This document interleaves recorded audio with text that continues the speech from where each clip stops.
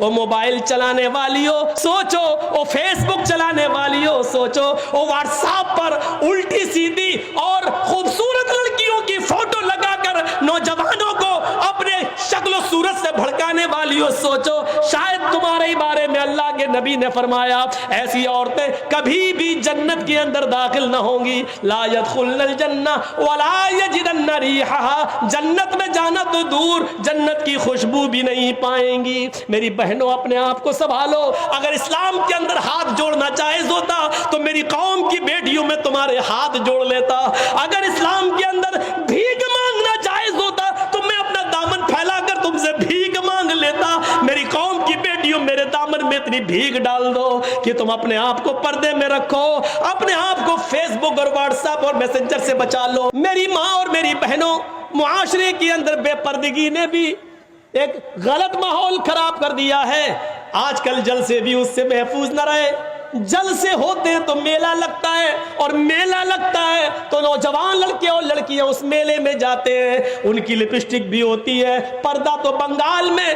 دکھائی نہیں دیتا ہے۔ میرے بھائیوں، جہاں تالاب کے اندر ایک طرف لڑکے اور دوسری طرف لڑکیاں نہاتی ہوئی نظر آتی ہوں، وہاں سے کون سی امیدیں لگائی جا سکتی ہیں؟ غور کرو میرے پیارے ساتھیوں، جو پردے کے بارے میں کبھی حضرت فاطمہ رضی اللہ تعالیٰ عنہ کو یاد کرو، جب ان کی موت کا انتقال کا وقت آیا تو انہوں نے اپنے شوہر سے کہا اے علی میری انتقال کا وقت قریب ہے، مجھے نہیں لگتا کہ میں بچوں گی۔ فرمایا علی نے ایسا کیوں کہہ رہی ہو؟ اے علی میری ایک وصیت ہے، اس کو نوٹ کر لینا۔ حضرت علی نے کہا تم میری بیوی نہیں، تم میری وائف ہی نہیں، محمد رسول اللہ کی بیٹی ہو، بتاؤ تمہاری کیا وصیت ہے، میں اس کو ضرور پورا کروں گا۔ کہنے لگی فاطمہ اے علی جب میرا انتقال ہو جائے، جب میں اس دنیا سے رخصت ہو جاؤں، جب میں اس دنیا سے چلی جاؤں تو میرے جنازے کو، میری لاش کو کفن سے ڈھانک دینا، سفید رنگ کا کفن جب میری لاش پر چڑھاؤ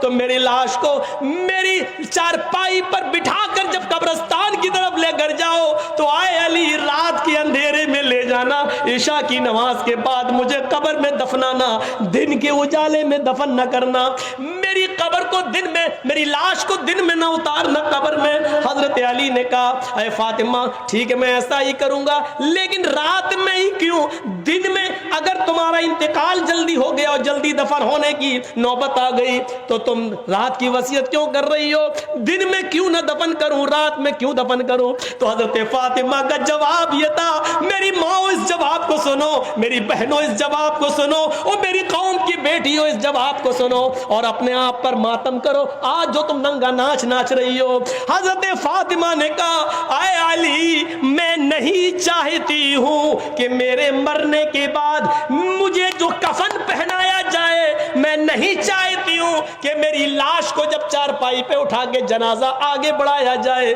تو میں نہیں چاہتی ہوں کہ غیر مردوں کی نظر میرے مردہ جسم پر پڑے ہوئے کفن پر بھی پڑے، چہرہ تو دور، میں نہیں چاہتی کہ میرے مردہ جسم پر پڑے ہوئے کفن پر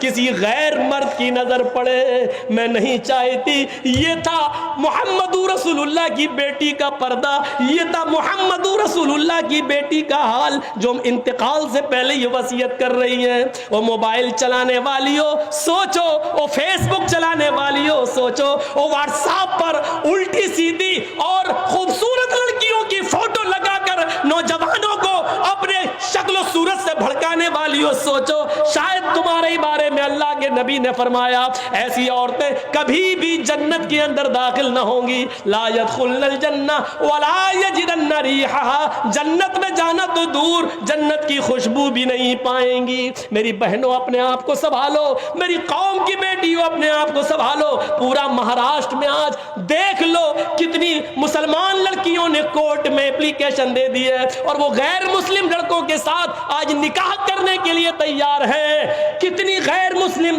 کتنی مسلمان لڑکیوں نے غیر مسلموں کے ساتھ نکاح کرنے کے لیے اپلیکیشن دے دی اور کہہ دیا میں چاہتی ہوں کہ میری شادی ان کے ساتھ ہو، میرے باپ اور میرے بھائی مجھے روکنا چاہیں گے لیکن میں بالغ ہوں، میں اسی غیر مسلم کے ساتھ اپنی مرضی سے نکاح کرنے کے لیے تیار ہوں۔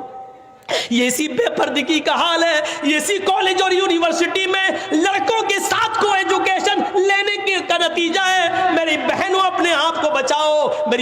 کی بیٹیوں، بہت بڑی سازش اس سیاسی حکومت اس موجودہ دور کی حکومت میں تمہارے خلاف رچی جا رہی ہے۔ کالجوں میں، اسکولوں میں لڑکوں کو جگہ، مسلم لڑکوں کو پڑھنے کے لیے ویکینسی نہیں دی جا رہی ہے، کہا جا رہا جگہ فل ہو گئی، اور لڑکیوں کو جگہ دی جا رہی ہے اور کہا جا رہا ہے کہ لڑکیوں کے لیے جگہ موجود ہے، لڑکیوں کے لیے اتنا کوٹا موجود ہے۔ وہ جانتے ہیں کہ جب لڑکیاں مسلمانوں کی ہمارے کالج میں اور اسکولوں میں آئیں گی اور ہمارے ہندو اور غیر مسلم لڑکوں کے ساتھ بیٹھ کر جب پڑھیں گی تو ظاہر ہے کہ آگ اور پیٹرول ایک جگہ رہ ہی نہیں سکتا ہے، محبت اور عشق کی آگ لگے گی، اور پھر یہ ہمارے بھائی، ہمارے بیٹے ان لڑکیوں کو اپنی بہو بنا کر لائیں گے اور پھر ان سے غیر مسلم بچے پیدا ہوں گے۔ میری بہنوں، ان سازشوں کو ناکام کرو، میری قوم کی بیٹیوں، ان کے منصوبوں پر پانی پھیرو، محمد رسول اللہ کی شریعت پر آنچ نہ آنے دو، محمد رسول اللہ کی شریعت کو بچاؤ، آج کے اس دور میں بچاؤ۔